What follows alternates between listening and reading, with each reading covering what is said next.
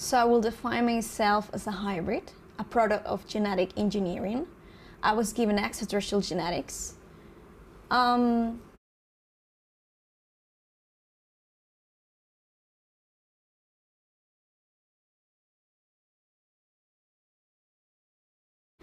So I will define myself as a hybrid, a product of genetic engineering.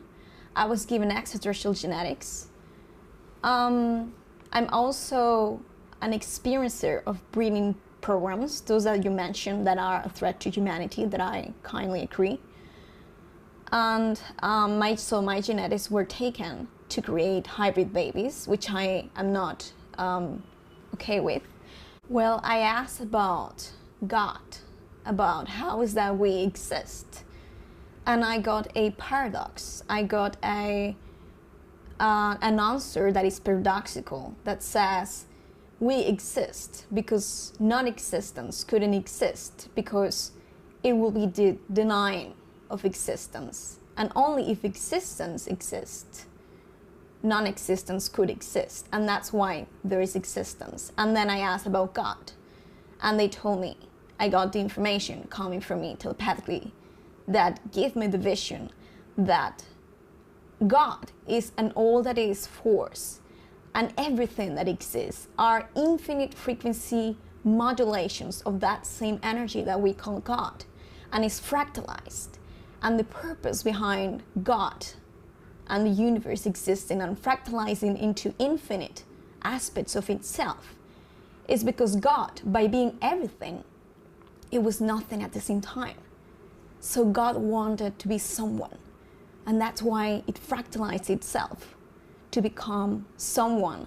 And the only number that God could divide itself, by definition, technically, mathematically speaking, is infinite, which is an abstract number. What I don't understand is that Anunnaki is nowadays a very general term, because it's a species made of many different races and sub-races. So even in between them, they have political conflicts, they have different mixing of genetics, they have different histories, they have different, let's say, paths of evolution. So Anunnaki is quite general, I will say. So the beings known as the Greys are the main species that are behind this breeding program.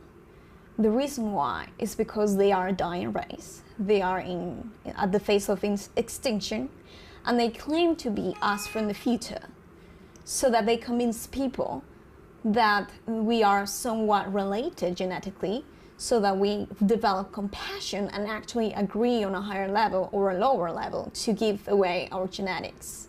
And they're doing this, and I have to say that I consider this to be one of the greatest threats in human evolution right now, because I had experiences when I confronted them and I exposed them to the public, the real intentions.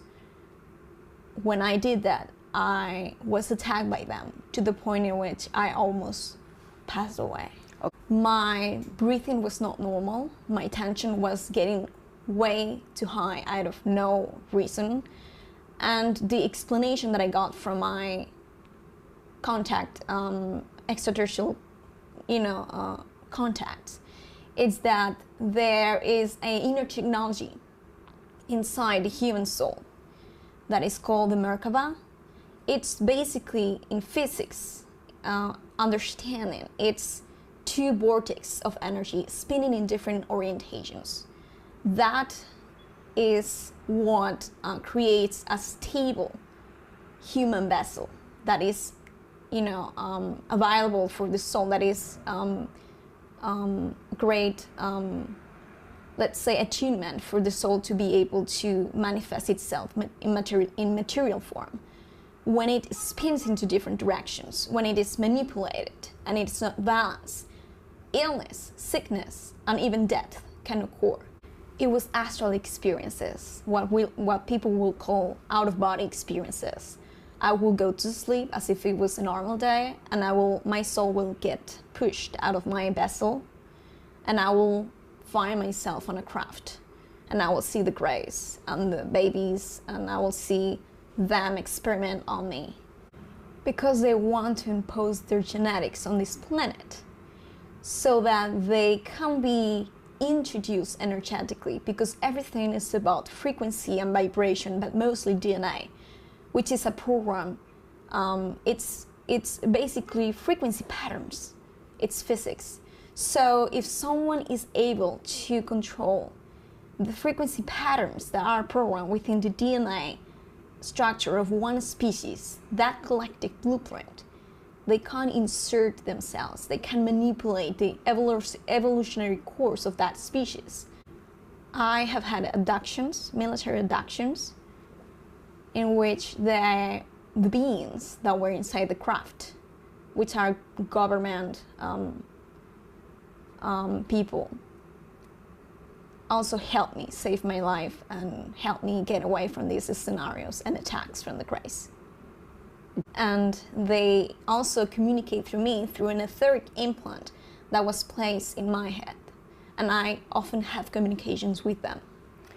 The first interaction, conscious interaction with this military group, was when I recovered my memories about my let's say, experience in what people call the secret space program, or the Dark Fleet, which is the Nazis and the German space programs. That was the first time that I came in contact with groups that are factions within the SSP, the secret space program, but that has separated and are no longer on the same, let's say, mission or agenda, and helped me, you know, recover my memories, and also they helped me save my life from the Greys. Because they have genetic connections to us. It's a repeating cycle from, I will say, millions of years in Earth's history, in humanity's history. So they all have some small tie or connection, or even higher connection to us genetically, because they became part of the genetic massive experiment of creating the human race. And so they see that as an open door, an opportunity of imposing their genetics by, you know, frequency manipulation, consciousness control, and by doing so, they can take over the planet itself and control the course of evolution. They are helping us, and the reason why it's not more, it doesn't seem to be more dominant, is because as they are not agenda-based, their help becomes, to our eye and our, let's say, perception, more passive rather than active, but it is there. The only difference is that they cannot interact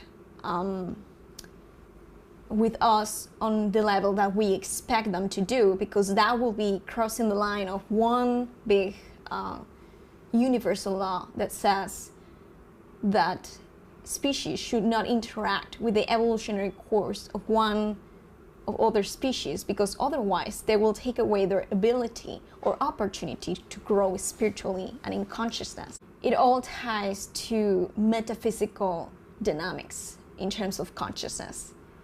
There is a higher self in what we call the fifth dimension, which is a higher frequency in which we are all conscious.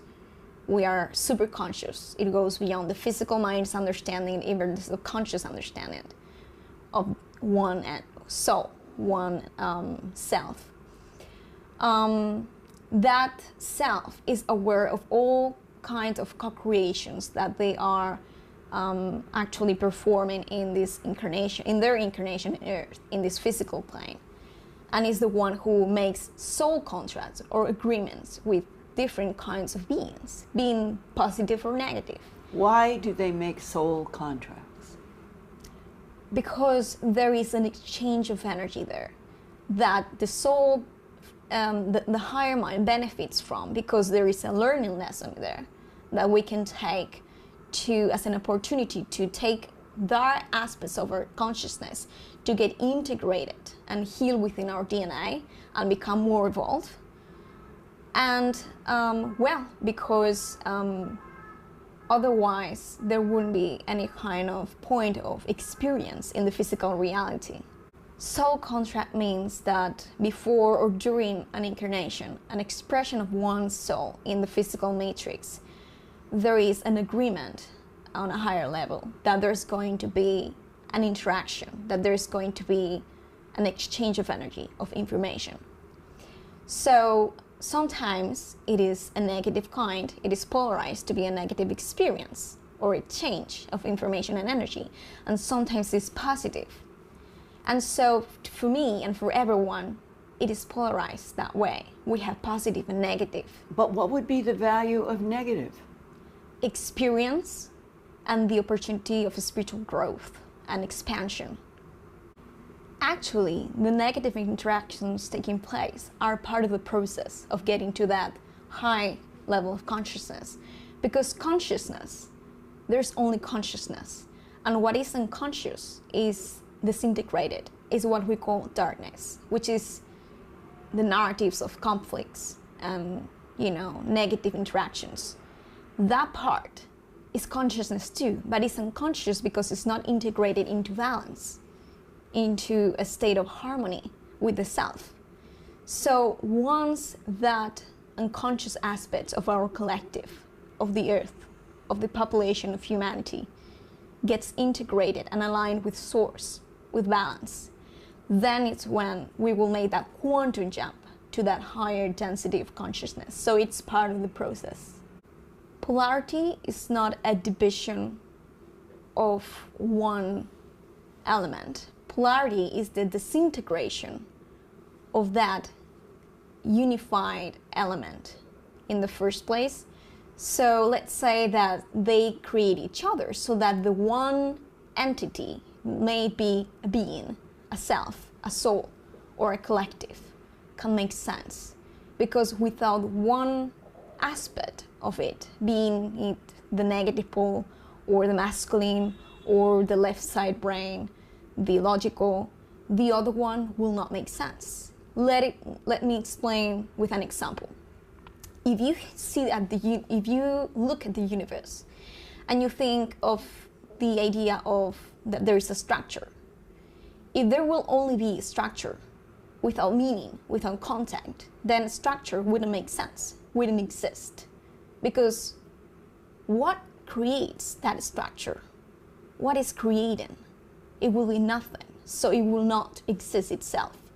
But if there is meaning, creative meaning added to that structure, then the structure makes sense and it is named a structure of something. It will be the same with meaning. If a meaning has no structure, it cannot make sense, thus it cannot exist.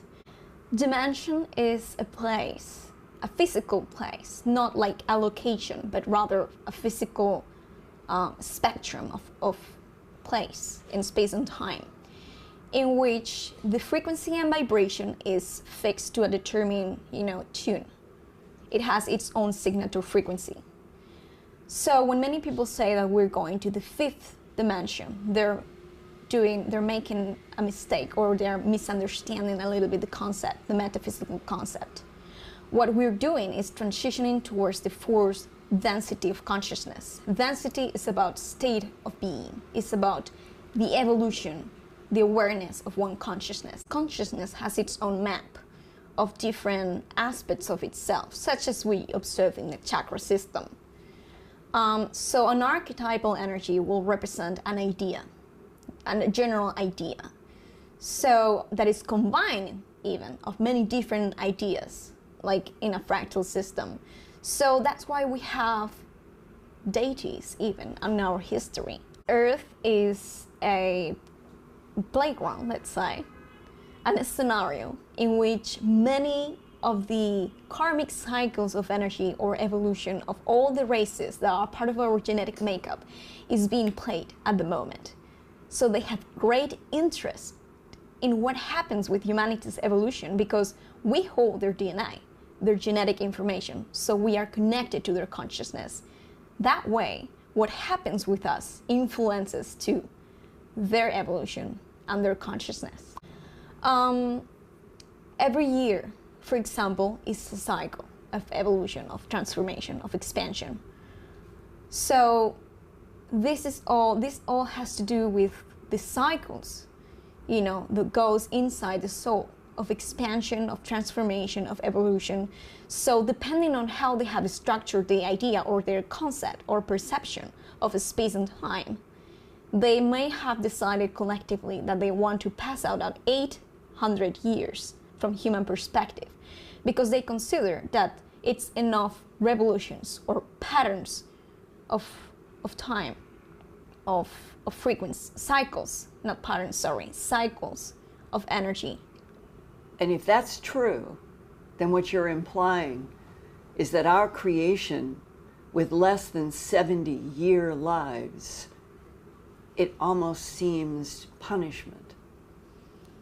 It depends on anyone, every individual's perspective. But yes, I think one should be able to live longer. But actually, people like Maria Orsic is showing us that it is possible if we get to a point of enlightenment, or let's say a further evolution in which we're actually able to manage this universal energy that they call real, to stand our lives.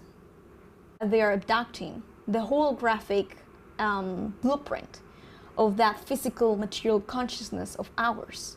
So because that hologram is made of light, it's not materialized or crystallized into this density, this level of density. It's vibrating on a higher frequency. Therefore, this third dimensional physical object we will be able to pass through it with our hands, because that holographic blueprint of our body is at a higher rate. So there's no interference, let's say, in terms of electromagnetic waves. And finally, what is it that you think happens at the moment of death for Homo sapien? There is a reintegration with what we call the higher mind, but it happens, how it develops or how we get to that point, it's totally unique for everyone, because it's based on your belief system, a combination of your belief system, your experience, your connections, your decision on a higher level. It's a mix of many different things. Do you think reincarnation is real? It is. What is your definition of reincarnation? It's when the soul has decided to move its perspective or point of experience into a, let's say, parallel incarnation of its own on the material or physical matrix. It's not linear, because everything is happening at the same time, in the same now. You're saying no in the lower level, in the material level, but because you don't understand that actually in a higher level you're saying yes. And I said no. You know why? Because the above is the below, and the below is the above. That's one of the most known metaphysical laws in this universe, in this field. So when we get the desire to say no, to change direction, to change contract, to change orientation into what we are actually creating and manifesting in our physical reality, that doesn't come from the below just. That comes also from the above. It's also our higher mind coming through us, sending that information down to us. So there's no separation between the 5th dimension and the 3rd dimension. There is only a disintegration of perception, but there's no separation. We are always collaborating with it on a multidimensional dynamic.